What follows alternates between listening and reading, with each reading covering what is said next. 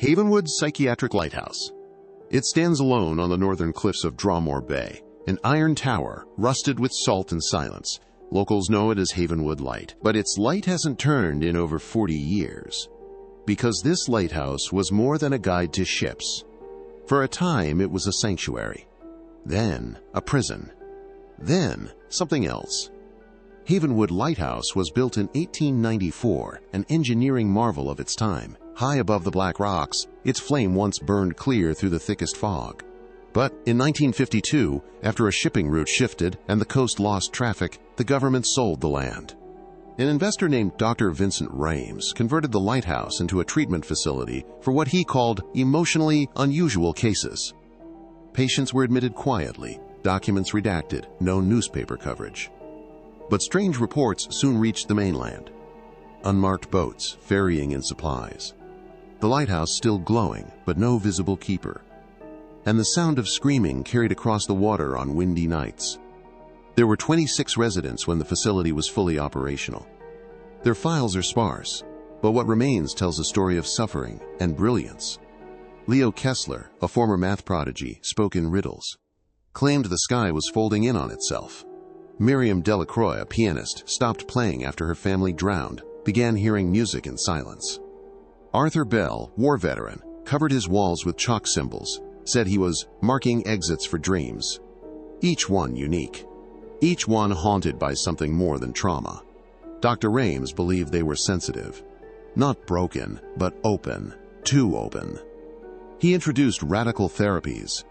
Patients would sit in the lantern room for hours, staring into the beam as it spun. A tone generator emitted low-frequency hums through the stone walls. Dream journals were mandatory and kept in a locked vault. His theory? That the lighthouse, situated on a magnetic nexus, acted like a tuning fork for the mind.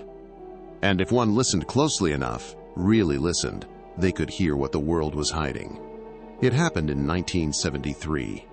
The journals called it the Night of Cleansing. One stormy evening, all 26 patients were moved to the tower. Nurses reported them sitting silently in a circle around the lantern. Dr. Rames locked the doors from the outside. At 3:13 a.m., the light flared, brighter than ever recorded. And then, silence. When the Coast Guard arrived 3 days later, the door was still locked. But the tower was empty. Every room bare. No bodies, no blood.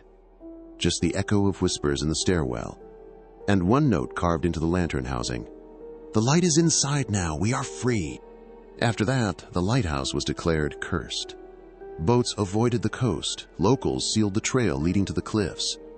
But explorers came, as they always do.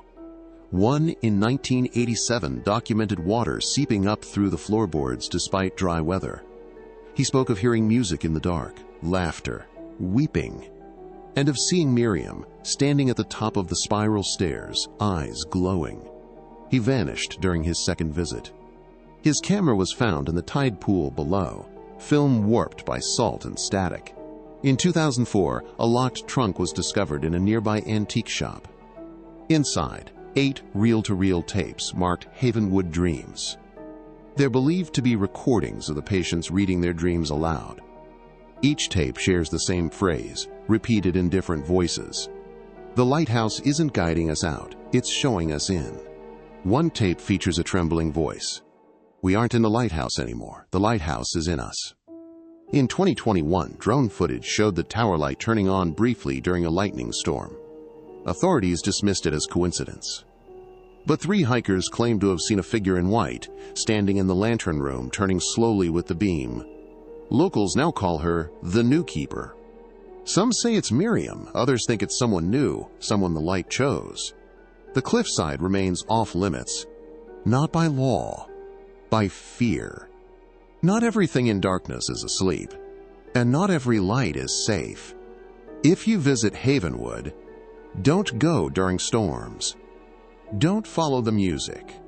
And if the lighthouse calls you by name, don't answer. Because if you answer, you might never find your way out again.